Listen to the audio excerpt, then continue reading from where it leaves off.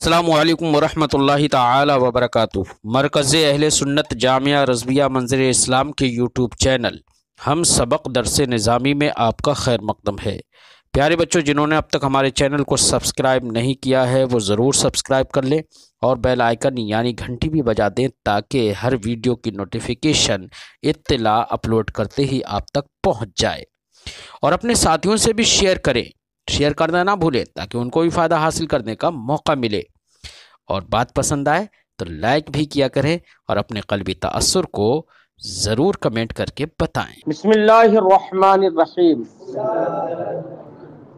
باب ما جاء ان النبی صلی اللہ علیہ وسلم طاف مزطبعا اذ طبا یزطبی استباق۔ اس کا معنی ہوتا ہے کپڑے کو لپیٹ لینا۔ تو معنی ہوگا یہ باب ہے ان روایتوں کے بیان میں جو اس سلسلے میں آئی ہیں کہ نبی کریم نے کپڑے کو لپیٹ کر، چادر کو لپیٹ کر طواف کیا۔ لپیٹنا کیسے ہوتا ہے؟ کوئی ایسا کسی چیز سے باندھنا نہیں ہوتا ہے، لپیٹنا ہی ہوتا ہے۔ مطلب یہ ہوتا ہے کہ چادر کو ہم بائیں کندھے سے ایسے کر کے ڈالیں پیچھے کے لیے، اور ڈال کے دائیں بغل کے نیچے سے ایسے نکال لیں تاکہ دایاں کندھا کھلا رہے۔ اس طریقے سے یہ چادر ڈال کے لپیٹ کر طواف کیا جاتا ہے، ٹھیک ہے۔ تو مزطبعاً کا معنی یہی ہے کہ سرکار نے چادر کو لپیٹ کر طواف کیا، اور طریقہ یہی ہے جو میں نے بتایا کہ آپ کو اس طریقے سے لپیٹنا ہے۔ کوئی نہ کوئی حکمت ہوگی نبی کریم نے جب ایسا کیا ہے، اگرچہ ہمیں علم نہ ہو اس حکمت کا، سمجھے نہیں۔ تو دایاں کاندھا کھلا رہتا ہے مردوں کا، عورتیں تو اپنے انہی کپڑوں میں طواف کرتی ہیں۔ حدثنا محمود بن غیلان، ہم سے حدیث بیان کی محمود بن غیلان نے، وہ کہتے ہیں ہم سے حدیث بیان کی قبیصہ نے، وہ سفیان سے روایت کرتے ہیں، وہ روایت کرتے ہیں ابن جریج سے، وہ روایت کرتے ہیں عبد الحمید سے، وہ روایت کرتے ہیں ابن یعلا سے، وہ روایت کرتے ہیں اپنے والد سے، وہ روایت کرتے ہیں نبی کریم صلی اللہ علیہ وسلم سے، طاف بالبیت مزطبعا وعلیہ برد۔ سرکار نے مزطبعا یعنی چادر کو لپیٹ کر طواف کیا، اس حال میں کہ آپ کے اوپر چادر تھی، ٹھیک ہے۔ اوپر چادر ہونے کا مطلب طریقہ وہی ہے جو میں نے بتایا، سر سے نہیں اوڑھی جائے گی چادر۔ قال ابو عیسیٰ، امام ترمذی نے فرمایا ھذا حدیث الثوری عن ابن جریج لا نعرف الا من حدیثی۔ یہ ہے ثوری کی حدیث عن ابن جریج جو ہے گزری، لا نعرفہ الا من حدیثی، اس کو ہم صرف انہی کی حدیث سے جانتے ہیں، انہی کے طریق سے جانتے ہیں۔ وہو حدیث حسن صحیح، یہ حدیث حسن صحیح ہے۔ وعبد الحمید ہوا ابن جبیر ابن شیبہ، اور عبد الحمید جو راوی ہے ان کا وہ ابن جبیر ابن شیبہ ہیں جو روایت کرتے ہیں ابو یعلا سے، وہ روایت کرتے ہیں اپنے والد سے، وہ ہوا یعلا ابن امیہ، اور ان کے والد کا نام یہاں پر نہیں آیا تھا تو اس کا ذکر کر دیا کہ وہ یعلا بن امیہ ہے۔ باب ما جاء فی تقبیل الحجر، یہ باب ہے ان روایتوں کے بیان میں جو اس سلسلے میں آئی ہیں کہ حجر اسود کو چوما جائے، حجر اسود کے چومنے کے سلسلے میں آئی ہے۔ تو نبی کریم صلی اللہ علیہ وسلم نے چوما، صحابہ کرام نے چوما، حضرت عمر بن خطاب سے روایت ہے کہ میں حجر اسود میں تجھے اس لیے چوم رہا ہوں کہ مصطفیٰ جان رحمت نے تجھے چوما ہے۔ حدثنا حناد، ہم سے حدیث بیان کی حناد نے، وہ کہتے ہیں ہم سے حدیث بیان کی ابو معاویہ نے، وہ روایت کرتے ہیں اعمش سے، وہ روایت کرتے ہیں ابراہیم سے، عن عابس ابن ربیعہ، وہ روایت کرتے ہیں عابس ابن ربیعہ سے، قال، انہوں نے کہا رأیت عمر بن الخطاب یقبل الحجر، میں نے حضرت عمر بن خطاب رضی اللہ تعالی عنہ کو حجر اسود چومتے ہوئے دیکھا، یقول، کہہ رہے تھے، انی اقبلک، میں تجھے چوم رہا ہوں، وَأَعْلَمْ أَنَّكَ حَجَرٌ، اور میں یہ بھی جانتا ہوں کہ تو پتھر ہے، تو پتھر ہے، یہ بھی میں جانتا ہوں، اس کے باوجود میں تجھے چوم رہا ہوں، کیوں؟ لولا انی رأیت رسول اللہ صلی اللہ علیہ وسلم یقبلک لم اقبلک، اگر میں نے سرکار کو تجھے چومتے ہوئے نہ دیکھا ہوتا تو میں تجھے نہیں چومتا، ٹھیک ہے۔ تو کہنے کا مقصد یہ ہے کہ سرکار نے چوما، بہرحال سرکار کا چومنا ایک یادگار ہے، اسی کی ادائیگی کے لیے آج بھی حجر اسود کو چوما جاتا ہے۔ وفی الباب عن ابی بکر و ابن عمر، اس باب میں حضرت ابو بکر اور عبداللہ ابن عمر سے روایت ہے۔ قال ابو عیسیٰ حدیث عمر حدیث حسن صحیح، حضرت عمر کی جو حدیث ماقبل میں گزری یہ حدیث حسن صحیح ہے۔ والعمل علی ھذا عند اہل العلم، تمام اہل علم کے نزدیک اسی پر عمل ہے اور حجر اسود کو چوما جاتا ہے۔ یستحبون تقبیل الحجر، تمام ائمہ تقبیل حجر یعنی پتھر کو چومنے کو مستحب قرار دیتے ہیں۔ فإن لم يمکنہ، تو مستحب تو قرار دیتے ہیں لیکن حجر اسود تک آج کے زمانے میں بالخصوص ازدحام ہوتا ہے، تو حجر اسود کو چومنا آج کے زمانے میں آسان نہیں ہے، اتنی بھیڑ ہوتی ہے وہاں پر، دھکا مکی تک ہوتی ہے، وہاں پر لوگ دھکا مکی بھی کرتے ہیں کہ میں پہنچ جاؤں کیسے ہی، لیکن دھکے میں پیچھے کے لیے بھاگ جاتا ہے آدمی ذرا ہی دیر میں، بڑے طاقتور لوگ ہی وہاں پہنچ پاتے ہیں عام طور سے، یا کوئی اتنا کمزور ہو کہ لوگ اس پہ ترس کھا لیں تو وہ پہنچ جائے گا، سمجھے نہیں؟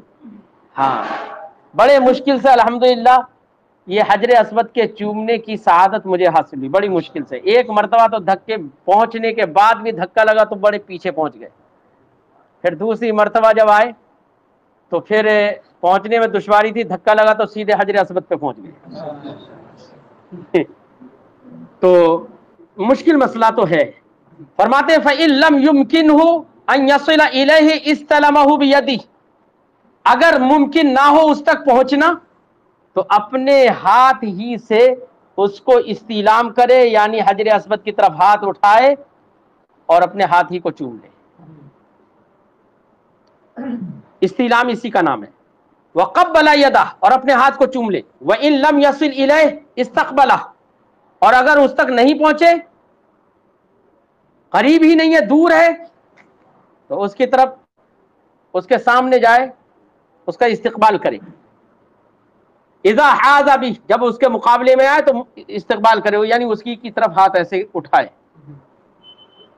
وکبر، اور اللہ اکبر کہے، وہ ہوا قول الشافعی، یہی قول امام شافعی کا، یہی قول امام اعظم کا بھی۔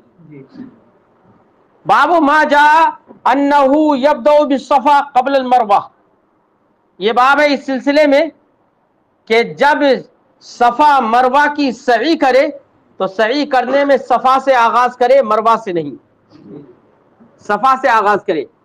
حدیث پاک میں نبی کریم صلی اللہ علیہ وسلم جب طواف کر کے نکلے تو صفا کی طرف نکلے اور صفا سے پھر آغاز سعی فرمایا، آغاز روایت میں ہے، حدیث پاک میں ہے کہ میں نے صفا سے آغاز سعی اس لیے کیا کیونکہ صفا سے آغاز اللہ نے قرآن میں کیا، کیونکہ صفا کا پہلے ذکر ہے، ان الصفا والمروۃ من شعائر اللہ فمن حج البیت او اعتمر فلا جناح علیہ ان یطوف بہما، تو صفا سے آغاز ہے نا، ہاں اس لیے صفا سے آغاز کرے گا، ہے؟ ہاں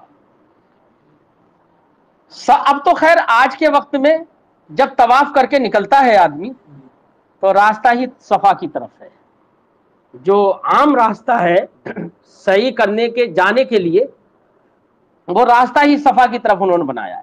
اب اگر آدمی اس راستے سے کٹ کر دوسرے راستے ہی پر خود سے قصدن چلا جائے تب چاہے ہو سکتا ہے وہ مروہ کی طرف نکل جائے کہیں سے، لیکن جو عام راستہ ہے جو صفا کی طرف جانے کا ہے، جو صحیح کرنے جانے کے لیے جو راستہ ہے کعبہ شریف سے، وہ صفا ہی کی طرف پہنچتا ہے اور سب لوگ وہیں پر جاتے ہیں، تو وہاں سے صرف طواف کرنے کے بعد صحیح کرنے والے جو جاتے ہیں صفا کی طرف، تو صفا کی طرف جانے ہی کا صرف راستہ ہے، آنے کا راستہ نہیں ہے، ادھر سے آنے کی بلاکنگ رہتی ہے۔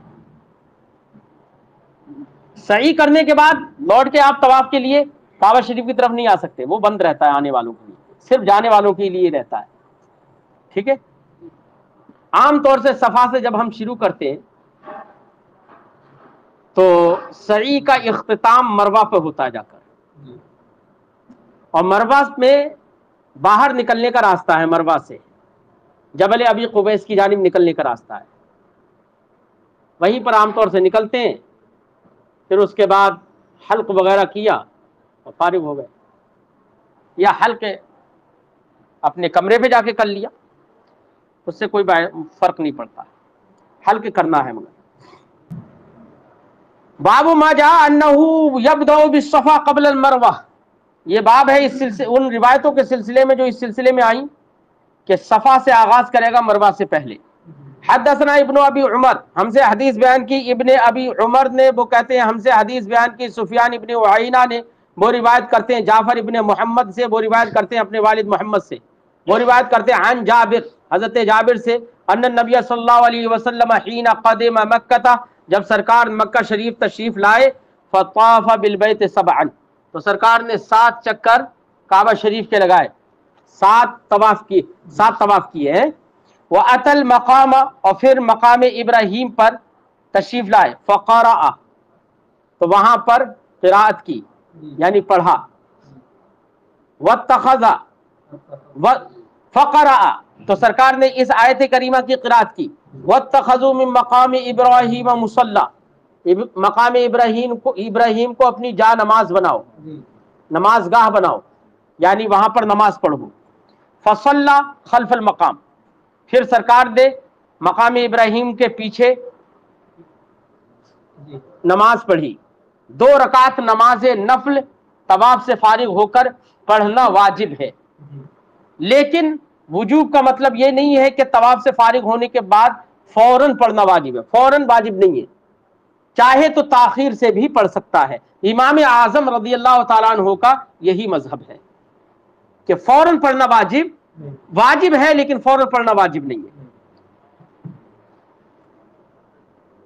बहरहाल तवाफ के बाद सरकार ने 2 रकात नमाज नफल पढ़ी।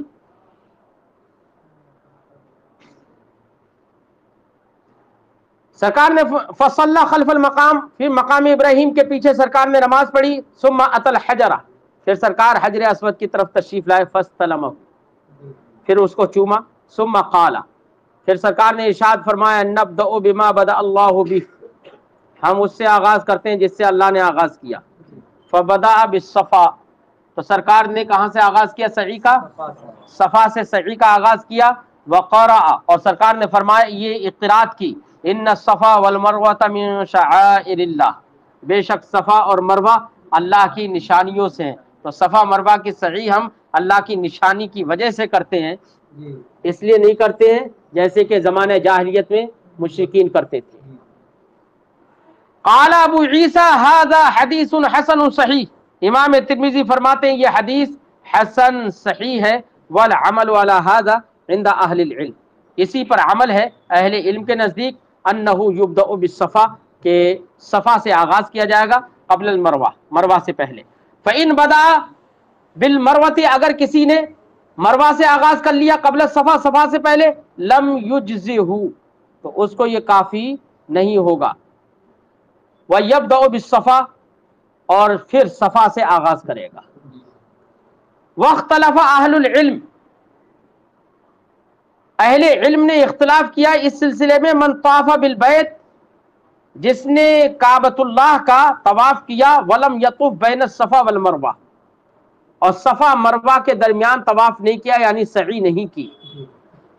हत्ता रजा, यहाँ तक के अपने घर लौट गया और सई नहीं की, सई नहीं की। फ़क़ाल बाज़ु अहलिल इल्म, तो बाज़ अहले इल्म ने यह कहा, इल्लम यतुफ बैन सफ़ा वल मरवा हत्ता खरजा मिन मक्का फ़इन ज़करा व हुवा क़रीबुम मिनहा रजअ, कि अगर उसने सफ़ा मरवा के माबैन तवाफ यानी सई नहीं की और अब मक्का से निकल गया, फ़इन ज़करा, अगर उसे याद आया अरे मैंने सई तो नहीं की है, वह हुवा क़रीबुम मिनहा, हालांकि वो मक्का से करीब है, रजअ, लौट जाएगा और फिर फ़ताफ़ बैन सफ़ा वल मरवा, सफ़ा मरवा के माबैन सई करेगा। व इन लम यज़कुर, और उसे याद भी नहीं आया, हत्ता अता बिलादा, यहाँ तक कि अपने शहर चला आया, अज्ज़अहु, तो उसको काफी हो जाएगा। व अलैहि दम, और उस पर दम है। अब इससे ये मालूम हुआ कि दो मजहब हुए इस सिलसिले में, कि किसी ने सही नहीं की, तो बाज लोगों ने तो ये कहा, देखिए जुमहूर अइम्मा के नजदीक, अहनाफ का भी मजहब यही है कि अगर सही करना भूल गया तो अगर करीब में है तो वापस आ जाए और सही कर ले, और उस पर कोई दम वाजिब नहीं होगा ताखिर करने से।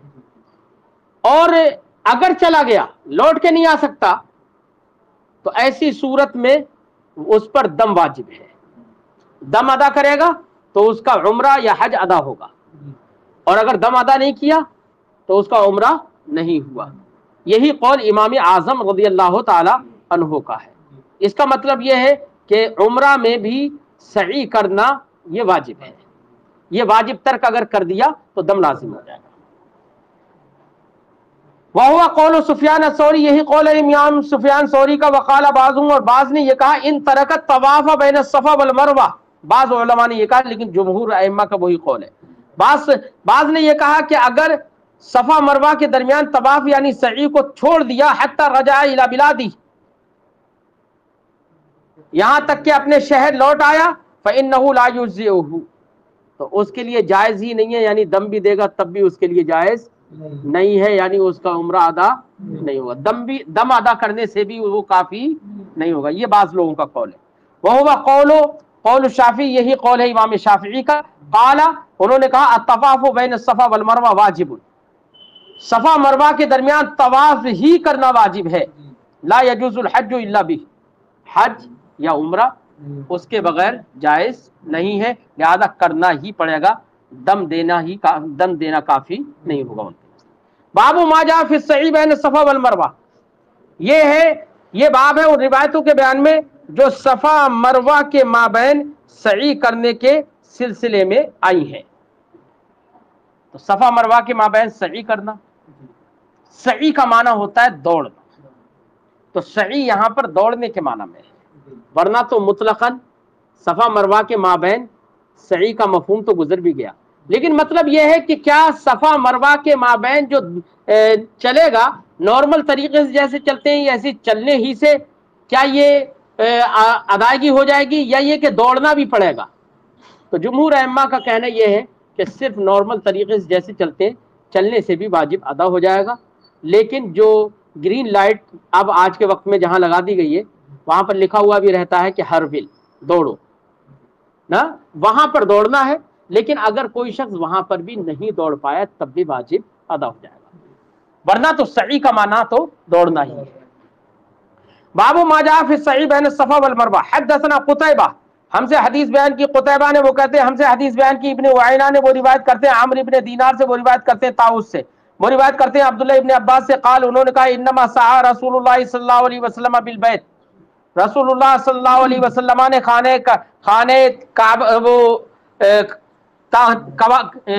کعبہ کا طواف کیا، سعی کی، وبین الصفا والمروہ، اور صفا مروہ میں بھی سرکار نے سعی کی، لیری المشرکین قوتہ، تاکہ سرکار اپنی قوت کو مشرکین کو دکھائیں، اس سے مراد یہ ہے تیز تیز دوڑ کر چلے۔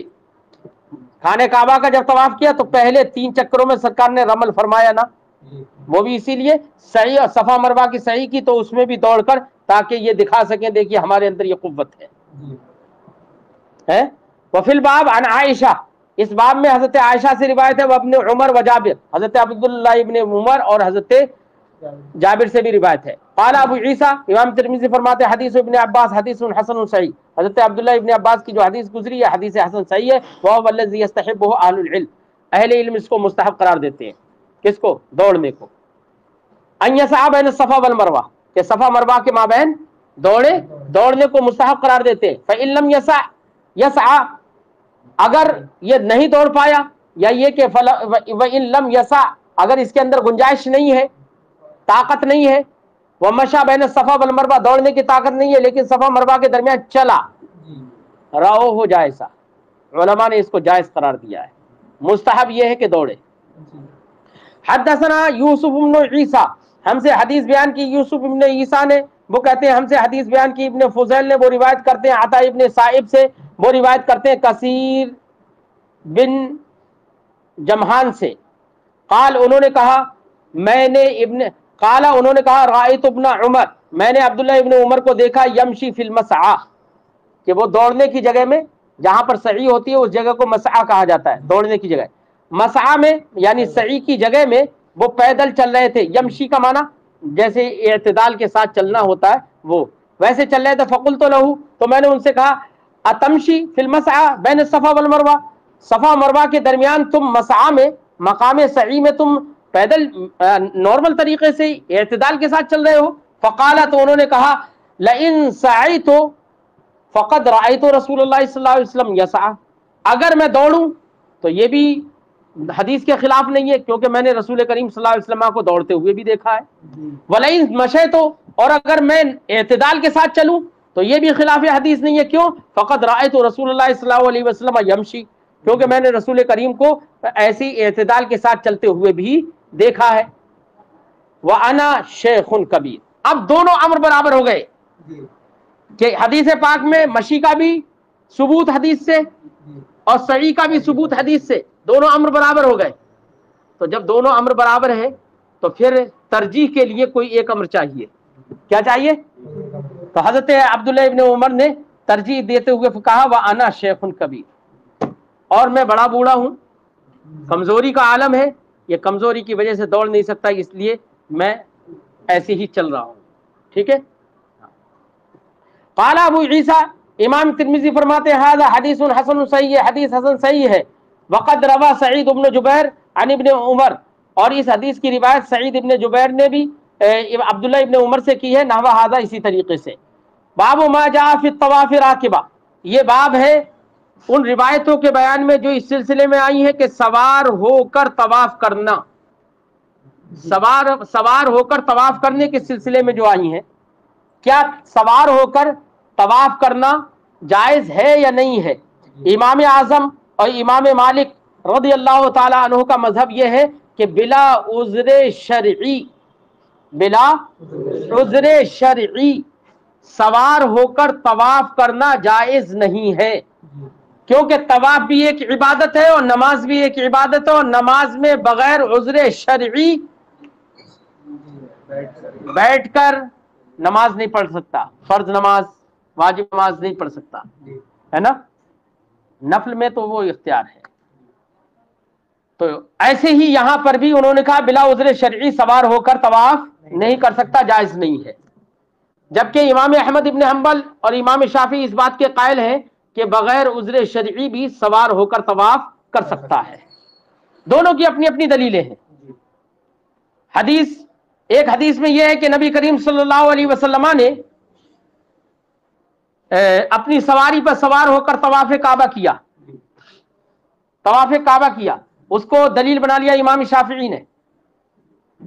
کیا بنا لیا؟ امام شافعی نے، اور امام اعظم کی بھی دلیل ہے، یہاں پر ذکر کیا، لیکن امام اعظم اس دلیل کا، اس حدیث کا جواب یہ دیتے ہیں کہ نبی کریم صلی اللہ علیہ وسلم جس سواری پر سوار ہو کر طواف کیا، یہ بات بالکل صحیح ہے کہ طواف کیا سرکار نے، لیکن وہاں پر بھی ایک عذر تھا۔ عذر کیا؟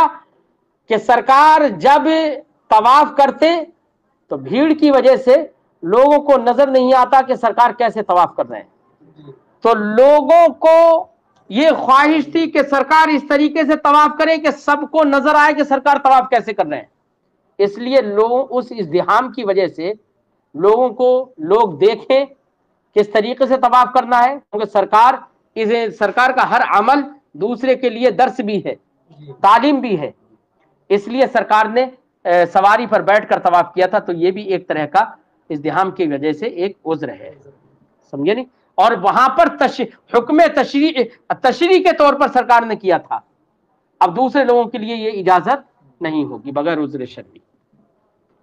باب ما جاء فی الطواف راکبا، حدثنا بشر بن ہلال الصواف، ہم سے حدیث بیان کی بشر بن ہلال صواف نے، وہ کہتے ہیں ہم سے حدیث بیان کی عبد الوارث نے، وہ کہتے ہیں ہم سے حدیث بیان کی عبد الوارث اور عبد الوہاب ثقفی نے، وہ دونوں حضرات روایت کرتے ہیں خالد حذا سے، وہ روایت کرتے ہیں اکرمہ سے، عن ابن عباس، وہ روایت کرتے ہیں حضرت عبداللہ ابن عباس سے، قال، انہوں نے کہا طاف النبی صلی اللہ علیہ وسلم علی راحلتی، رسول اللہ صلی اللہ علیہ وسلم نے اپنی سواری پر طواف کیا، فَإِذَا انْتَهَا إِلَى الرُّكْنِ، تو جب سرکار رکن تک پہنچتے تھے، اشارہ الیہ، تو اس کی طرف اشارہ کرتے تھے۔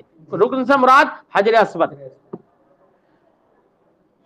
رکن حجر اسود۔ وفی الباب عن جابر، اس باب میں حضرت جابر سے روایت ہے، اسی حدیث کو امام شافعی نے دلیل بنایا ہے، ٹھیک ہے؟ اسی باب میں حضرت جابر سے بھی روایت ہے، ابو طفیل سے بھی روایت ہے، اور ام سلمہ سے بھی روایت ہے۔ قال ابو عیسیٰ حدیث ابن عباس حدیث حسن صحیح، امام ترمذی فرماتے ہیں عبداللہ ابن عباس کی حدیث حدیث حسن صحیح ہے. وقد کرہ قوم من اہل العلم، اور اہل علم میں سے ایک قوم نے اس کو ناپسند کیا، جیسے کہ احنافی کہتے ہیں وہ مکروہ قرار دیتے ہیں. وہ کہتے ہیں کہ بغیر عذر شرعی نہیں کر سکتا، تو گویا کہ یہ مکروہ تحریمی ہے. کرہ من اہل العلم ان یطوف الرجل بالبیت، بعض اہل علم میں سے ایک قوم نے اس بات کو ناپسند کیا کہ آدمی طواف کرے کعبہ شریف کا اور صفا و مروہ کا راکباً سوار ہو کر، الا من عذر، مگر عذر سے. عذر کے ساتھ تو کر سکتا ہے، بغیر عذر کے ساتھ تو صفا مروہ پہ بھی اور خانہ کعبہ کے مطاب میں نیچے نہیں، اوپر سائڈ میں ویل چیئر وغیرہ رہتی ہیں. چاہے آپ کرائے پہ ویل چیئر لے کے، چاہے خود سے اپنے جو بھی کمزور ہے عذر کے پیش نظر نہیں کر سکتا طواف، تو آپ خود سے گھمائیے، یا وہاں پر لوگ بھی کرائے کے لیے ملتے ہیں گھمانے والے. ٹھیک ہے، تو عذر کی بنا پر جائز کہا. وہ ہوا قول الشافعی، اور یہ کہتے ہیں یہی قول ہے امام شافعی کا، لیکن امام اعظم امام مالک کا یہ قول ہے. ٹھیک ہے، بہرحال امام ترمذی نے یہ کہا یہی امام شافعی کا قول ہے. احناف کی کتابوں میں لکھا ہے کہ یہ امام شافعی کا قول نہیں ہے، لیکن ہم تو امام ترمذی کی بات کو مانتے ہیں. ٹھیک ہے، احناف کی کتابوں میں لکھا ہے کہ یہ امام شافعی کا قول وہ ہے کہ بلا عذر شرعی بھی جائز ہے. باب ما جاء فی فضل الطواف، یہ باب ہے ان روایتوں کے سلسلے میں جو طواف کی فضیلت کے بارے میں آئی ہیں. حدثنا، طواف کرنا تو بہت افضل ہے. حدیثوں یہ ثابت ہوتا ہے کہ خانہ کعبہ میں، مکہ مکرمہ میں سب سے بہتر عبادت فرض کے بعد خانہ کعبہ کا طواف کرنا ہے. یہاں تک کہ ایک روایت میں یہ تک آیا کہ اگر کسی شخص نے خانہ کعبہ کے 50 طواف کیے، 50 چکر لگائے، تو وہ گناہ سے ایسے پاک ہو جاتا ہے جیسے کہ ابھی اپنی ماں کے پیٹ سے پیدا ہوا ہو. سمجھے؟ تو خانہ کعبہ کے طواف کی یہ اہمیت ہے. فرماتے ہیں کہ یہ باب ہے ان روایتوں کے بیان میں جو کہ طواف کی فضیلت کے سلسلے میں آئی ہیں. حدثنا سفیان بن وکی، ہم سے حدیث بیان کی سفیان ابن وکی نے. حدثنا یحیی بن الیمان، ہم سے حدیث بیان کی یحیی ابن یمان نے. وہ روایت کرتے ہیں شریک سے، وہ روایت کرتے ہیں ابو اسحاق سے، وہ روایت کرتے ہیں عبداللہ ابن سعید ابن جبیر سے، وہ روایت کرتے ہیں اپنے والد حضرت ابن جبیر سے، وہ روایت کرتے ہیں عبداللہ ابن عباس سے. قال، انہوں نے کہا، قال رسول اللہ صلی اللہ علیہ وسلم، رسول اللہ صلی اللہ علیہ وسلم نے ارشاد فرمایا، من طاف بالبیت 50 مرہ، جس نے خانہ کعبہ کا طواف 50 بار کر لیا، خرج من ذنوبہ، تو وہ اپنے گناہوں سے ایسے نکل جاتا ہے کہ یوم ولدتہ امہ، اس دن کی طرح گناہوں سے نکل جاتا ہے جیسے کہ جس دن اس کی ماں نے اسے جنا ہو. قال فی الباب عن انس وابن عمر، کہا کہ اس باب کے اندر حضرت انس اور حضرت عبداللہ ابن عمر سے روایت ہے. قال ابو عیسیٰ حدیث ابن عباس حدیث غریب، حضرت امام ترمذی فرماتے ہیں حضرت عبداللہ ابن عباس کی حدیث غریب ہے. سألت محمدا عن هذا الحدیث، امام ترمذی فرماتے ہیں امام بخاری سے میں نے اس حدیث کے بارے میں سوال کیا. فقال، تو انہوں نے کہا، انما یروى هذا عن ابن عباس، یہ بات تو، یہ حدیث تو حضرت عبداللہ ابن عباس سے قولہ، انہی کے قول کے طور پر مروی ہے. یعنی یہ سرکار سے ثابت نہیں ہے، بلکہ حضرت عبداللہ ابن عباس ہی کا قول یہ مروی ہے. اور اس روایت میں سرکار کی جانب نسبت کی گئی کہ قال رسول اللہ صلی اللہ علیہ وسلم، اس لیے امام ترمذی نے فرمایا کہ یہ حدیث غریب ہے. وفل حدثنا، اب امام ترمذی اسی پر ایک حدیث ذکر کرتے ہیں. فرماتے ہیں حدثنا ابن ابی عمر، ہم سے حدیث بیان کی عبداللہ ابن ابی عمر نے، وہ کہتے ہیں ہم سے حدیث بیان کی سفیان ابن عیینہ نے، وہ روایت کرتے ہیں ایوب سے. قال، انہوں نے کہا، کانوا یعدون عبداللہ ابن سعید ابن جبیر افضل من ابی، کہ ایک بات ذکر کر رہے ہیں امام ترمذی، فرماتے ہیں کہ لوگ یعنی محدثین عبداللہ ابن سعید ابن جبیر کو ان کے والد سعید ابن جبیر سے افضل شمار کرتے تھے. اور حضرت عبداللہ ابن سعید وَلَهُ أَخٌ، ان کے ایک بھائی بھی تھے، یقال له عبد الملک بن سعید، جن کو عبد الملک بن سعید کہا جاتا تھا، عبد الملک بن سعید ابن جبیر کہا جاتا تھا. وقد روی عنہ ایضا، ان سے بھی حدیث مروی ہے۔ اب دیکھو ما قبل کی سند میں، دیکھو ما قبل کی سند میں کیا آیا، عن عبداللہ ابن سعید ابن جبیر عن ابی، عبداللہ ابن سعید ہی سے نہ مروی ہے، تو کہہ رہے ہیں کہ حدیث تو ہم نے ذکر کی، لیکن وہ امام بخاری نے کہا کہ یہ ان کا اپنا قول ہے حضرت عبداللہ ابن عباس کا، اس لیے عبداللہ ابن سعید سے جو حدیث مروی ہے ان کو تو افضل محدثین نے قرار دیا ہے۔ کیا قرار دیا ہے؟ افضل قرار دیا ہے۔ اس لیے عبداللہ ابن سعید کو جب افضل قرار دیا ہے، اس لیے حدیث اگرچہ یہ غریب ہے لیکن لائق عمل تو رہے گی۔ کیا رہے گی؟ لائق عمل تو رہے گی۔ یہی بتانے کے لیے امام ترمذی نے یہ ذکر کر دیا کہ عبداللہ ابن سعید افضل ہے اپنے والد سے محدثین کے نزد، اور ان سے روایت ہے۔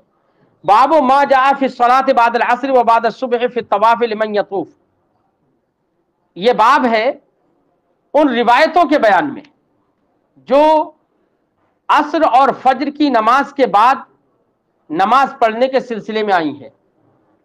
فی الطواف لمن یطوف، طواف کے سلسلے میں جو اس شخص کے لیے جو طواف کرے۔ دیکھو مسئلہ کیا ہے، مسئلہ یہ ہے کہ کسی شخص نے کعبۃ اللہ کا طواف کیا، کعبۃ اللہ کا نماز عصر پڑھی، فرض نماز ادا کر لی یا نماز فجر ادا کر لی، اس کے بعد خانہ کعبہ کا طواف کیا۔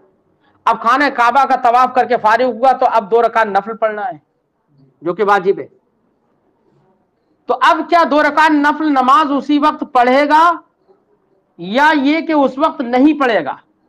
تو اس سلسلے میں بھی امام مالک اور امام اعظم رضی اللہ تعالیٰ عنہ کا مذہب یہی ہے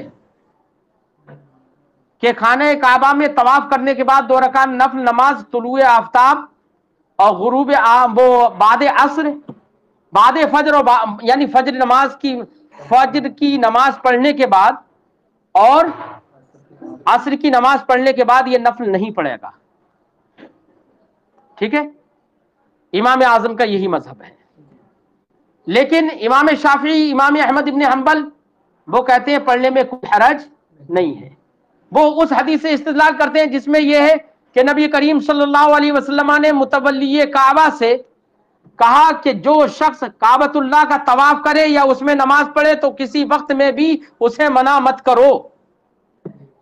انہوں نے کہا جب کسی وقت میں منع نہ کرو، یہ سرکار نے کہا تھا متولی کعبہ سے، تو اس کا مطلب یہ ہے کہ فجر کے بعد بھی پڑھ سکتا ہے اور عصر کے بعد بھی پڑھ سکتا ہے۔ ٹھیک ہے، لیکن امام اعظم رضی اللہ تعالیٰ عنہ فرماتے ہیں، اس حدیث کا جواب دیتے ہوئے وہ کہتے ہیں کہ دیکھیے وہ متولی کعبہ کو ہدایت دی تھی سرکار نے، تو ان کو ان نماز پڑھنے سے اور طواف کعبہ کرنے سے مت روکو، یہ ہدایت دی تھی۔ اس سے یہ لازم نہیں آتا ہے کہ عصر کے بعد ہی نماز پڑھیں، کیونکہ جو اوقات ممنوع ہے جیسے اوقات ثلاثہ ممنوع ہے نا، ان میں نماز نہیں پڑھی جائے گی۔ تو مجھے یہ بتاؤ کیا اب اس حدیث سے یہ بھی بتا سکتے ہو کہ اوقات ثلاثہ ممنوعہ میں بھی وہاں پر نماز پڑھیں؟ نہیں، جو ممنوعات ہیں ان سے استثناء کے بعد سرکار کی یہ ہدایت تھی متولی کعبہ کو کہ تم کسی کو طواف اور نماز پڑھنے سے مت روکو۔ اور اب یہاں پر عقلی طور پر ہی استثناء ہو جائے گا کس سے؟ اوقات ممنوعہ سے۔ اور فجر کے بعد اور عصر کے بعد بھی منع ہے نماز پڑھنا۔ نماز پڑھنا مطلب فرض نماز کی ادائیگی کے بعد نفل نماز پڑھنا۔ ٹھیک ہے، اس لیے امام اعظم کہتے ہیں کہ یہاں پر بھی نماز نہیں پڑھے گا۔ اور رہی نفل نماز پڑھنا، یہاں پر واجب ہے 2 رکعت پڑھنا، تو وہ اس کی تاخیر جائز ہے۔ یہی وجہ ہے کہ ایک حدیث میں ایک صحابی رسول نے طواف کعبہ کیا فجر کی نماز پڑھنے کے بعد، اور طواف کعبہ کرنے کے بعد فجر کی نماز کے بعد اب نفل نماز نہیں پڑھی انہوں نے، بلکہ وہاں سے روانہ ہو گئے۔ جب ایک دوسری جگہ پر پہنچے، جب طلوع آفتاب ہو چکا، تب وہاں پر 2 رکعت جا کے نماز پڑھی۔ اگر فوراً پڑھنا جائز ہوتا تو وہ صحابی رسول نماز وہیں پر فوراً ادا کرتے، لیکن نہیں ادا کی۔ یہ دلیل ہے امام اعظم کی۔ غالباً حضرت عمر بن خطاب یا حضرت عبداللہ ابن عمر کا یہ واقعہ ہے۔ نہیں پڑھے، یہ مستحب ہے۔ ٹھیک ہے، ہاں ویسے تو میں نے بتایا نا کہ اگر ازدحام ہے یا کوئی اور دقت ہے اس کی وجہ سے کہیں پر بھی پڑھ سکتا ہے۔ حدثنا ابو عمار، ہم سے حدیث بیان کیا ابو عمار نے اور علی ابن خشرم نے، قالا دونوں نے کہا، ہم سے حدیث بیان کی سفیان ابن عیینہ نے، وہ روایت کرتے ہیں ابو زبیر سے، وہ روایت کرتے ہیں عبداللہ ابن بابا سے، عن جبیر ابن مطعم، وہ روایت کرتے ہیں جبیر ابن مطعم سے، ان نبی صلی اللہ علیہ وسلم قال، نبی کریم صلی اللہ علیہ وسلم نے ارشاد فرمایا، یا بنی عبد مناف، اے بنی عبد مناف، لا تمنعوا احدا طاف بهذا البيت، یہ متولی کعبہ سے سرکار نے فرمایا کہ تم کسی کو مت روکو اس بیت اللہ کا طواف کرنے سے، وصلی ایت ساعۃ شاء، اور جس وقت چاہے نماز پڑھے اس کو نماز پڑھنے سے مت روکو، من لیل او نہار، رات اور دن میں سے جس وقت چاہے نماز پڑھنا، ٹھیک ہے، اسی سے استدلال کر لیا بعض ائمہ نے جیسے کہ ہم نے بتایا۔ وفی الباب، اس باب میں عبداللہ ابن عباس سے ابو ذر سے بھی روایت ہے، قال ابو عیسیٰ، امام ترمذی فرماتے ہیں حدیث جبیر ابن مطعم حدیث حسن صحیح، جبیر ابن مطعم کی جو حدیث گزری وہ حدیث حسن صحیح ہے۔ وقد رواہ عبداللہ ابن ابی نجیح، اس کو عبداللہ ابن ابی نجیح نے بھی روایت کیا، عن عبداللہ ابن بابا، عبداللہ ابن بابا سے انہوں نے بھی روایت کیا ہے۔ وقد اختلف اہل العلم فی الصلاۃ بعد العصر و بعد الصبح بمکہ، اہل علم نے مکہ معظمہ میں عصر اور فجر کی نماز کے بعد 2 رکعت نماز نفل پڑھنے کے سلسلے میں اختلاف کیا۔ فقال بعضهم، تو بعض نے کہا، لا بأس بالصلاۃ، نماز پڑھنے میں کوئی حرج نہیں، والطواف، طواف کرنے میں بھی کوئی حرج نہیں، بعد العصر، عصر کے بعد، و بعد الصبح، صبح کے بعد، وہو قول الشافعی و احمد و اسحاق، یہی قول ہے امام شافعی کا، امام احمد کا اور امام اسحاق کا۔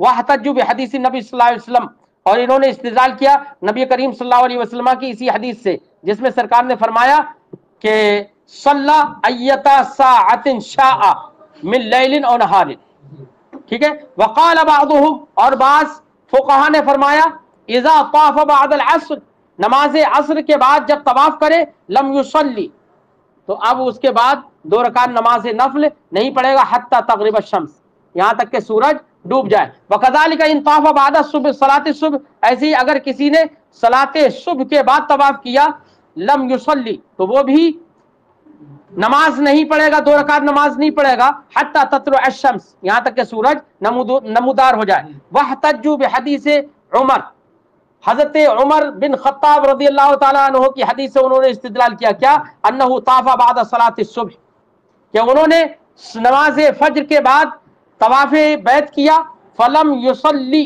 تو انہوں نے نماز نہیں پڑھی، حتی نہیں، فلم یصلی وخرج من مکہ، تو انہوں نے نماز نہیں پڑھی یہاں تک کہ مکہ سے نکل گئے، وخرج من مکہ، مکہ سے نکل گئے، حتی نزل بذو طوا، یہاں تک کہ وہ ذو طوا، بذی طوا، یہاں تک کہ وہ مقام ذو طوا میں پہنچے، فصلی بعد ما طلعت الشمس، تو انہوں نے 2 رکعت نماز نفل طلوع آفتاب کے بعد ادا کی۔ وہ قول سفیان الثوری، یہی قول ہے امام سفیان ثوری کا، مالک ابن انس کا بھی یہی قول ہے، اور امام اعظم کا بھی یہی قول ہے۔